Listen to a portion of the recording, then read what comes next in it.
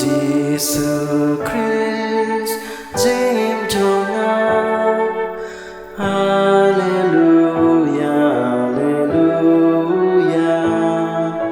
Jesus Christ, Jim Jonah, Jim Jonah, Hallelujah. Lord, mame, kalente.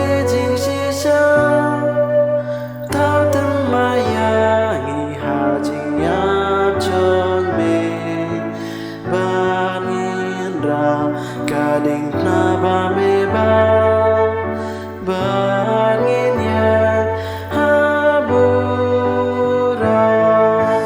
Jesus Christ Jim Jonah Hallelujah Hallelujah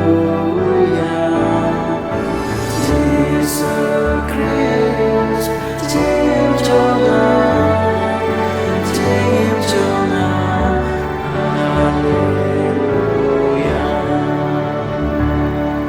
Updang sabha hajinya telit lumayahi hakajimit